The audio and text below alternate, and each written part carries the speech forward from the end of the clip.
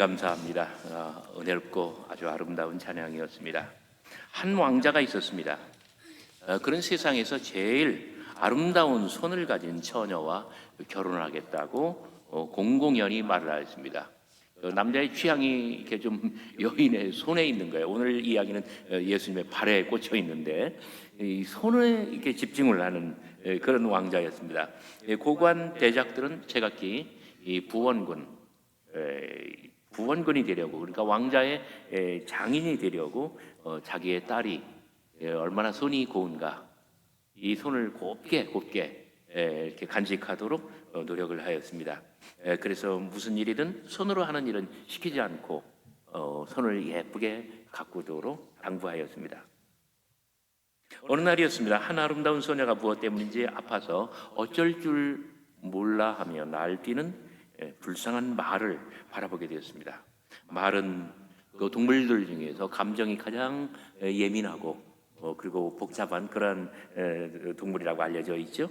말은 살려달라고 애원하듯 그 소녀를 바라봅니다. 소녀는 보드랍고 흠없는 자신의 고운 손을 또 내려다봅니다. 그러나 그 소녀의 고운 마음씨는 고운 손을 생각하지 않고 발버둥치는 말이 마음에 걸렸습니다. 그는 말의 다리에서 큰 가시를 빼주기로 다짐했습니다.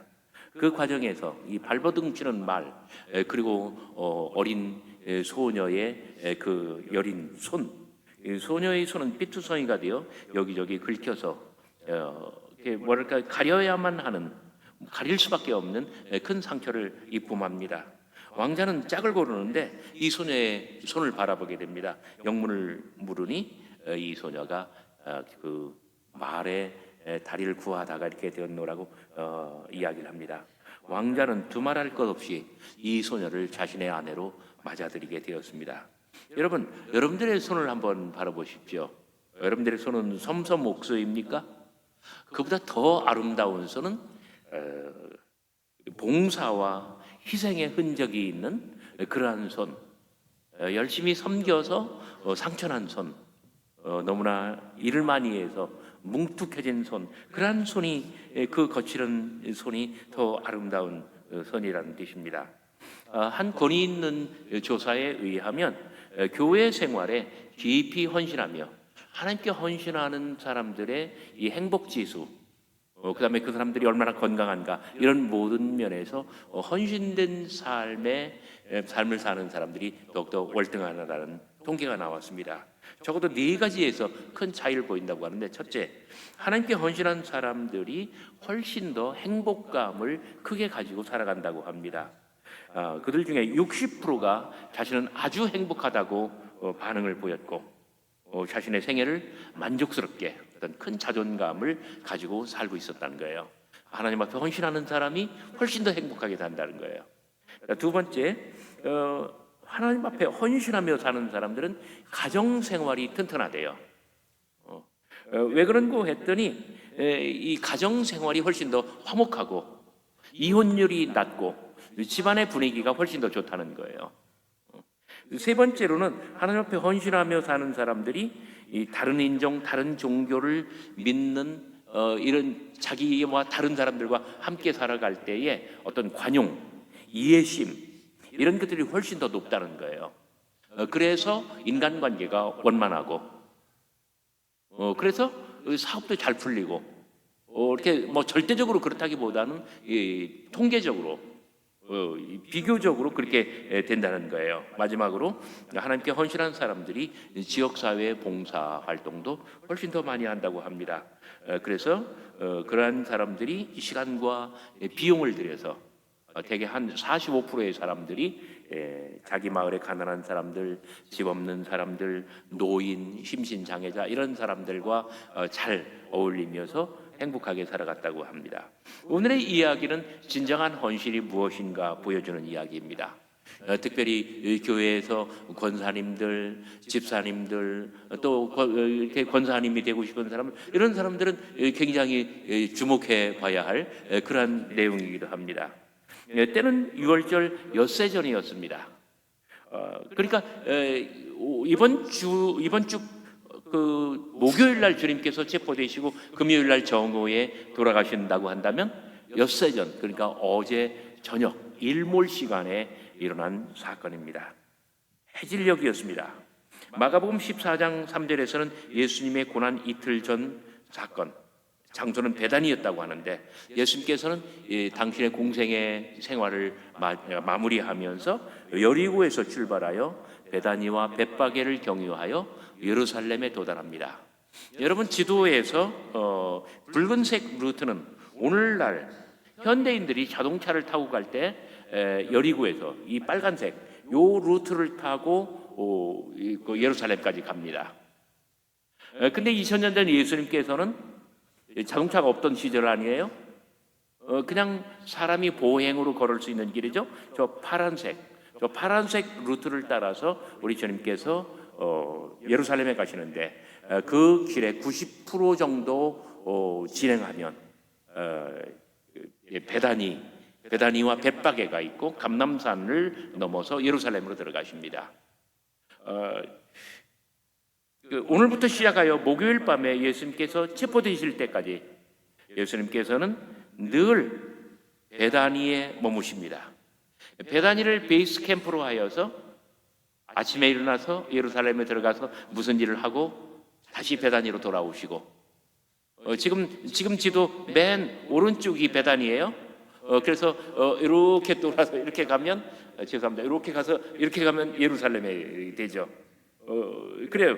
이번 주 내내 예수님께서는 베다니에 머무시면서 베다니를 베이스 캠프로 삼고 예루살렘에 들어가서 무슨 일을 하시고 그리고 베다니로 돌아오셔서 주무십니다. 주일날 그렇게 하죠. 월요일날 그렇게 하죠. 수요일날 그렇게 하죠. 그리고 목요일날 베다니에서 출발하여 예루살렘에 들어가시면 불후에 입성이 되고 그리고 베다니로 돌아오시지 못해요. 그리고 그 자리 예루살렘에서 목요일 밤에 겟세마네 기도 후에 체포되시고 그리고 밤새도록 신문을 당하시고 그리고 금요일 새벽에 재판을 받으시고 그리고 오전 9시에 십자가에 달리시고 정오에 돌아가십니다. 그리고 오후 3시까지 천지의 흑암이 가득합니다. 공생의 기간 중 가버나움이 베이스 캠프의 중심이었다고 한다면 마지막 한 주간 동안은 이렇게 베다니가 바로 그러한 역할을 하게 됩니다. 그러다가 목요일에 불후에 예루살렘 입성을 이루시고 거기서 체포되어 십자가 죽음을 당하신 이런 것입니다. 예수님께서 십자가에 달려 돌아가시기 6일 전 토요일 저녁 시간이었습니다. 그때 예수님께서는 베다니에 계셨습니다. 하나님의 구원사에서 베다니에 관한 아주 디테일한 이야기는 요한복음에만 등장합니다. 요한복음 11장, 베다니는 예수님께서 나사로를 살려내신 곳이었습니다. 그리고 오늘 요한복음 12장 베다니의 저녁 식사 만찬자리에서 예수님께서는 마르다와 마리아의 헌신을 받으십니다. 마가복음이나 마태복음, 요한복음, 누가복음이나 이런 이야기가 하나도 안 나와요. 오직 요한복음에만 이 3남매의 이야기가 나옵니다. 베다니는 마르다와 마리아 자매 그리고 나사로 이렇게 3남매가 사는 곳이었습니다. 오늘 본문 식탁 자리에서도 이 3남매가 등장합니다. 각기 자기의 역할을 가진 채 등장합니다. 마리아는 음식을 만들고 마르다는 그리고 나사로는 손님들 자리에 섞여 앉아 있고 그리고 마리아는 예수님의 발에 향유를 붓고 머리칼로 그 발을 씻겨드립니다. 베다니 3남매는 신앙과 섬김의 가장 유명한, 가장 위대한 믿음의 명문가가 됩니다. 오늘 본문에서 마르다, 마리아 그리고 나사로 3인이 각각 자기의 역할을 가지고 등장하는데 3인의 개성과 사람됨은 요한복음 11장과 함께 읽을 때에 우리가 분명하게 알 수가 있습니다. 요한복음 11장 나사로를 나흘 만에 예수님께서 죽은 자 가운데서 살려내신 이야기입니다. 여러분 성경책을 가지고 계신 분들 요한복음 11장을 펴보시기 바랍니다. 요한복음 11장 39절, 예수님께서 나사로의 무덤에 가셨을 때 그때는 이미 나사로가 죽어서 나흘이나 되었고 시체 썩는 냄새가 진동하고 있었습니다. 여러분 맡아보신 적이 있습니까? 요한복음 11장 43절 44절, 그러나 예수께서 큰 소리로 나사로야 나오라 말씀하셨을 때, 나사로를 부르셨을 때 나사로는 온몸에 이 폐로, 그러니까 염을 한 상태로 되어 있었고 그리고 머리에도 수건을 두르고 있었습니다. 예수님께서는 말씀하십니다. 그를 풀어놓아 다니게 하라. 그러니까 염한 것도 풀고 수건도 벗기고 하니까 나사로가 완전한 정상인이 되었다는 이야기입니다. 바로 그 과정에서 마르다의 역할이 아주 결정적입니다. 여러분 요한복음 11장 25절 26절을 보시기 바랍니다. 나사로를 살려내는 과정에서 내 오라버니가 살리라 예수께서는 말씀하셨으나 마르다는 주님 재림하실 때 되면 다 살아날 거 내가 압니다. 그랬더니 예수님께서 뭐라고 말씀하십니까? 나는 부활이요 생명이니 나를 믿는 자는 죽어도 살겠고 무릇 살아서 믿는 자는 영원히 죽지 아니하리니 이것을 내가 믿느냐? 예수께서 말씀하셨을 때 요한복음 11장 27절, 마르다가 즉각적으로 신앙을 고백합니다. 주여 그러하외다.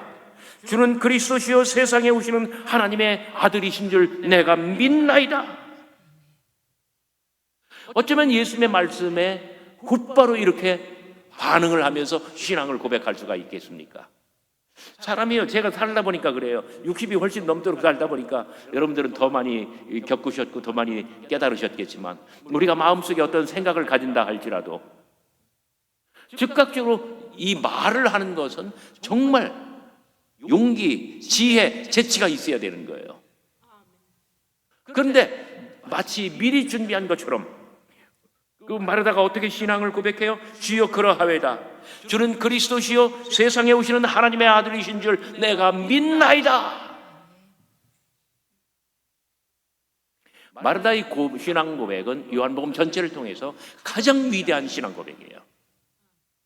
요한복음 6장 요한복음 6장에 베드로의 신앙 고백이 나옵니다. 제가 조금 이따 여러분들에게 말씀드릴게요. 지금 살펴봅시다. 요한복음 6장 69절에 보면은 베드로의 신앙 고백 뭐라고 합니까? 주는 하나님의 거룩한 자인 줄 믿고 알았삼나이다. 베드로의 신앙 고백은 이거예요. 요한복음이 기록한 주는 하나님의 거룩한 자인 줄 믿고 알았삼나이다. 베드로는 이만큼 고백해요. 그런데 마리아는 어떻게 신앙 고백합니까? 주여 그러하외다. 나는 부활이요 생명이니 나를 믿는 자는 죽어도 살겠고 무릇 살아서 믿는 자는 영원토록 죽지 아니하리라. 이 말씀을 듣자마자 마르다는 뭐라고 신앙을 고백해요? 주는 그리스도시요 세상에 오시는 하나님의 아들이신 줄을 내가 믿나이다. 베드로의 신앙 고백보다 마르다의 신앙 고백이 월등하게 높은 거예요. 이 신앙 고백으로 말미암아 마르다는 자기의 여동생 마리아, 베다니의 마리아예요.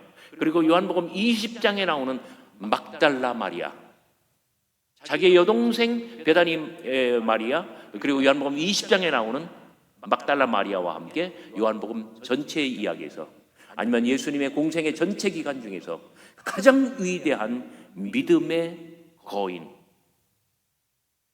세 여성 믿음의 거인이 됩니다. 왜? 이 신앙 고백 때문에. 근데 누가복음은 좀 재밌어요. 누가복음에는요, 누가복음 그 10장 38절부터 42절까지, 43절까지 거기 마르다와 마리아의 이야기가 나옵니다. 거기 나오는 마르다는 그냥 예수님 식사 준비만 하는 사람이에요. 근데 자기의 여동생 마리아는 어떤 사람이에요? 예수님 발치에 앉아 예수님과 말씀을 나눌 수 있는 그러니까 예수님의 말상대가 될 수 있는 수준 높은 사람이에요. 거기에 비하면 마르다는 음식 장만 외에는 아무것도 할 수 없는 사람, 수준 떨어지는 사람. 그래서 자기 여동생 마리아에 대해서 질투나 하고 시기나 하고 불평만 하는 사람. 예수님께서 나중에 뭐라고 하십니까? 가만두어라, 그는 할 일을 했느니라 라고 하면서 마리아만 칭찬해 주는, 그때 소외되는 사람. 이 정도로 나와요. 이런 마르다를 요한복음은 아주 가장 높이 평가합니다. 주는 그리스도시요 세상에 오시는 하나님의 아들이신 줄 내가 믿나이다. 마르다는 이렇게 위대한 신앙의 고백자입니다. 이 이야기 직후에 바로 오늘의 본문 예수님을 위한 잔치의 이야기가 나옵니다. 그러니까 11장까지 나사로를 살려내셨어요. 그리고 그 바로 직후에 12장에 들어와서 지금 예수님의 예루살렘으로 입성하시기 전 마지막 만찬이 여기서 이루어집니다. 이렇게 훌륭한 신앙인 마르다가 바로 어제 저녁 예수님과 동생들을 위해, 그러니까 토요일 저녁 때, 그러니까 어제 저녁이에요. 동생 마리아와 자기의 오라버니 나사로를 위해서 잔치 자리를 마련했습니다. 여기 잔치라고 번역되는 원어는 데이프논, 헬라어로는 데이프논입니다. 저녁 식사라는 뜻입니다.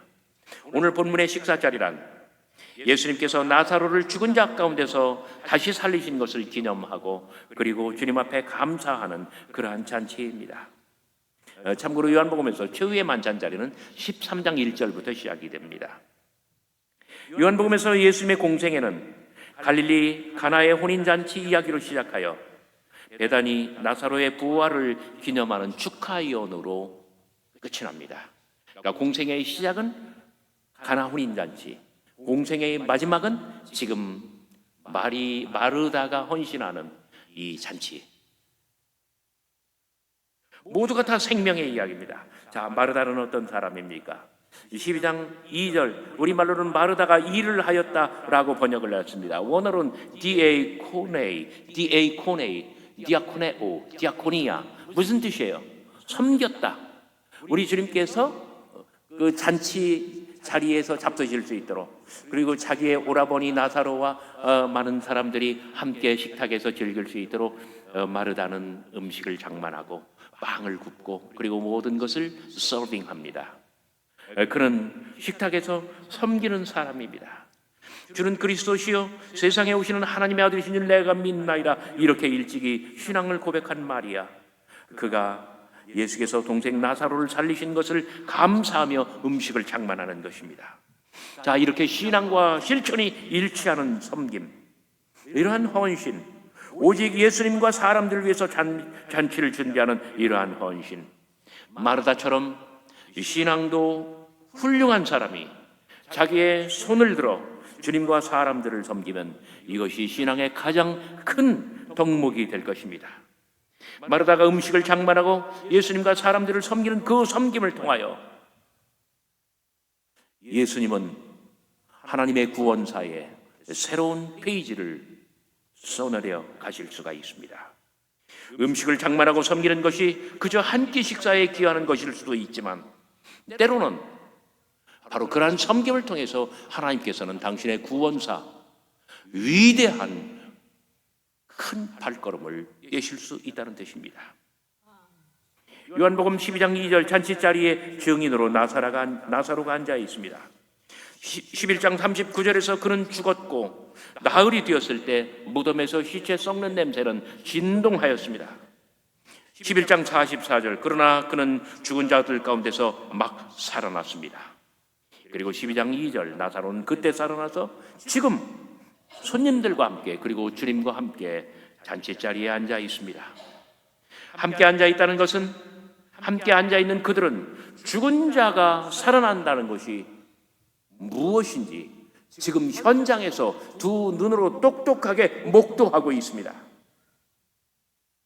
나사로는 죽은 후 다시 살아난 것이 무엇인지 하나의 증거로서 모든 사람들 앞에 증거로서 증인으로서 그 자리에 동석해 있는 것입니다.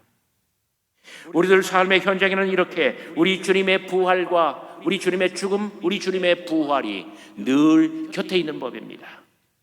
지금 그 잔치 자리에 죽음과 삶이 교차하고 있지 않습니까? 먼저는 나사로의 죽음과 삶이 교차하고 있습니다. 그 다음으로는 주님의 삶과 주님의 죽음, 그리고 주님의 다시 사시는 부활이 또다시 이 잔치자리에서 재현될 것입니다. 오늘의 본문에서 가장 중요한 역할을 하는 사람은, 그래서 오늘 이야기의 주인공은 바로 베다니의 마리아입니다. 마리아, 그는 지극히 비싼 향유 곧 순전한 나드 한 근을 가져다가 예수님의 발에 붓고 자기의 머리털로, 자기의 머리칼로 주님의 발을 닦습니다. 요한복음 12장 3절, 예수님의 발에 향유를 붓죠. 마르다가 음식으로 예수님과 사람들의 입을 섬겼다면 지금 마리아는 예수님의 발을 섬기고 있습니다. 발. 왜 발입니까? 마가복음과 마태복음에서는 이 이야기가 머리에 향유를 부었다고 해요. 왜냐하면 예수님이 기름 부음 받은 자가 되시는 그런 의미를 살려낸 거예요. 그런데 요한복음에서는 유난히 발에 집착합니다. 요한복음 11장 32절을 보시기 바랍니다.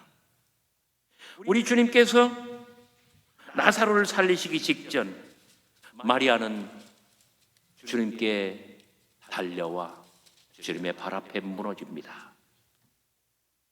어쩌면 당신의 발을 붙들고, 그렇지 않으면 주님의 발을 보면서, 주님의 발만 보면서 주님 앞에 말씀드립니다. 주께서 만일 여기 계셨더라면, 주께서 만일 며칠만 먼저 오셨더라 한다면 우리 오라버니는 결코 죽지 아니하였을 것입니다. 그때 마리아는 주님의 발을 보았고, 어쩌면 주님의 발을 양손으로 붙들었고, 바로 그때 주님께서는 마리아의 마음을 보셨습니다. 12장 3절, 날이 지났습니다. 이제는 우리 주님께서 돌아가실 날이 가까이 왔습니다. 닷새, 엿새, 닷새면 주님께서는 체포되시고 엿새면 우리 주님께서는 돌아가십니다. 바로 주님의 이 고난을 위하여 마리아는 지극히 비싼 향유 곧 순전한 나드 한 근을 사다가 우리 주님의 발에 붓고 자기의 머리칼로 주님의 발을 닦습니다. 이렇게 섬김을 받으신 발의 섬김을 받으신 우리 주님께서는 불과 며칠 후, 사나흘 후, 요한복음 13장 4절 이해합니다. 우리 주님께서는 당신의 발의 섬김을 받으시고 이제 드디어 제자들과 특히 베드로의 발을 우리 주님께서 직접 섬기시게 될 것입니다. 그날 베다니에 마리아가 예수님의 발을 섬기지 않으셨다면 오늘날 우리가 아는 세족식이란 애초에 존재하지도 않았을지 모릅니다. 마리아는 그 귀한 향유를 예수님의 발에 부을 뿐만 아니라 자기의 머리칼로 우리 주님의 발을 씻깁니다. 유대인의 의식구조에서 머리는 가장 높은 신분, 지위, 영광을 상징합니다. 거기에서 발은 가장 낮은 곳, 가장 천한 것. 그래서 세상을 딛고 살며 온갖 상처, 흉, 아주 악취, 모든 지저분한 것의 상징입니다. 자기의 가장 높은 지체로 자신의 가장 영광스러운 곳으로 우리 주님의 가장 낮은 곳을 비비고 씻고 그리고 섬깁니다. 마리아가 예수님의 발에 향유를 붓고 굽으려 입을 맞추었다는 것은 예수님을 한없이 존경했다는 것을 뜻합니다. 마리아가 예수님의 발에 향유를 붓고 머리칼로 씻은 결과 집안에는 향내가 가득했다고 합니다. 여러분 11장 39절, 나사로가 죽어서 나흘이나 되었을 때는 시체 썩는 냄새가 가득하였습니다. 진동하였습니다. 그러나 12장 3절, 지금 나사로의 면전에서 그리고 주님의 면전에서 집안에는 향유의 향기가 가득합니다. 시체에 썩던 냄새는 마리아의 향기로 변하였고, 잔치자리에는 그리스도 부활의 향기가 미리 다가와 여기에서 진동합니다.